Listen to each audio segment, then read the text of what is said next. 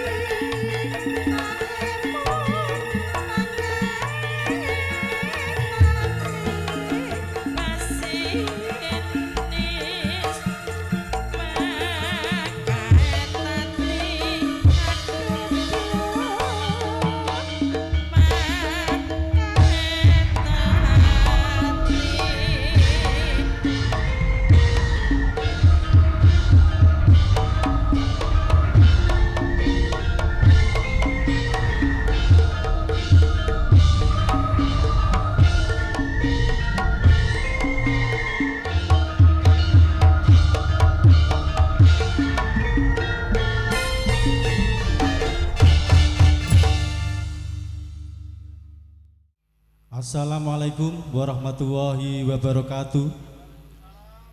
Bismillahirrahmanirrahim. Alhamdulillahirabbil alamin.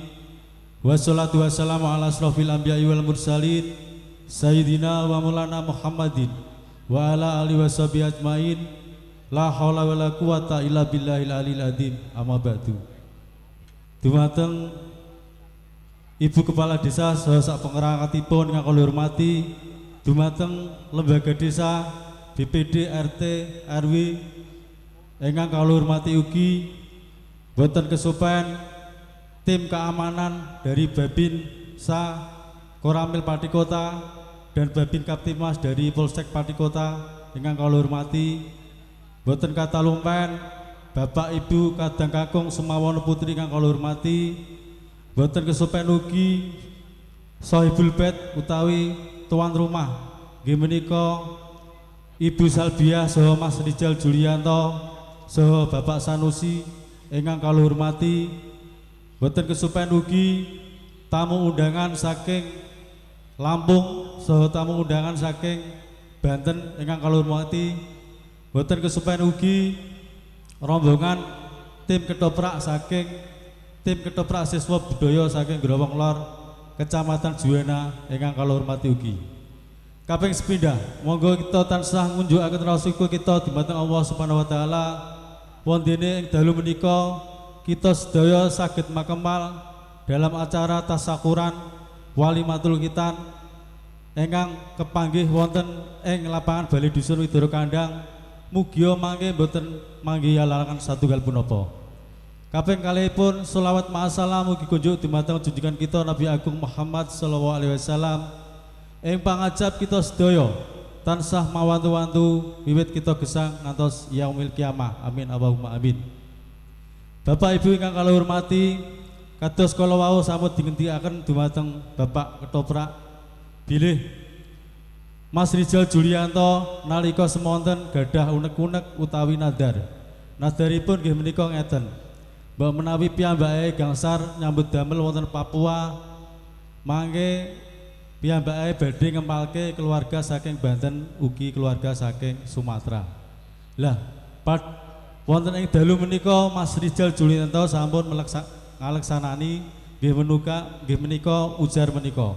Mugi-mugi kanthi nadar menika panjenengan sedaya dados kesaksianipun Mas Rizal Julianto anggenipun ujar ing mangke niki badhe bikak kupat luar ingkang badhe dipun laksanaken dumateng Mas Rizal Julianto. Ngoten Mas nggih, monggo.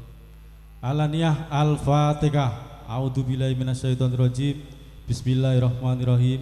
Alhamdulillahirabbil alamin. Arrahmanirrahim. Maliki yaumiddin. Iyyaka na'budu wa iyyaka nasta'in. Ihdinas siratal mustaqim. Siratal ladzina an'amta 'alaihim ghairil maghdubi 'alaihim waladdallin. Amin. Allahumma shalli ala Muhammad. Allahumma sholli ala Sayyidina Muhammad.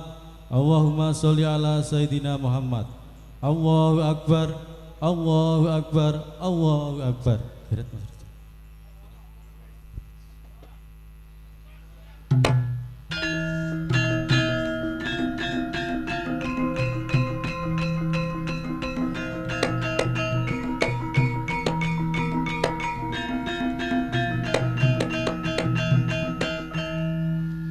Alhamdulillah kalau wau sampun dipun bikak kupat luaripun nggih. Mugi-mugi anggenipun Mas Rizal nyambut damel dipun paringi lancaripun, anggen nyambut damel dipun paringi rezeki ingkang kathah, anggenipun wangsul nggih menika nyambut damel wonten Papua dipun paringi rezeki ingkang malimpah barokah kangge keluarganipun saha saged kangge ngibadah. Amin Allahumma amin. Salajengipun Bapak Rizal Julianto sak keluarga nyuwun pangapunten mbok bilih anggenipun ngaturi papan palenggahan saha pasugata saha sasanesipun tesih kekirangan. Monggo ing dalu menika Mas Rizal Julianto nyuwun pangapunten ingkang sakathah-kathahipun. Wondene lelampahipun ing dalu menika nggih menika Senopati Banteng Mataram. Monggo Bapak Ibu saged hamirsani nggih menika pagelaran ketoprak siswa budaya ngantos sakpurnaning acara. Salang jipun kawula nggih nyuwun pandungane panjenengan mugi-mugi putranipun Mas Rizal ingkang kala wau dinten Jumat legi dipun selamaken utawi dipun kitanaken, mugi-mugi Kang putra nggih menika Muhammad Firly Ardiansyah dados putra ingkang soleh, putra ingkang manut kalih tiyang sepuhipun migunani dumateng agama nusa lan bangsa. Saking kawula mbok bilih wonten cacar cewet anggene kawula matur kula nyuwun pangapunten ingkang sakatha-kathahipun. Wabillahi taufik wal hidayah. Wassalamualaikum warahmatullahi wabarakatuh.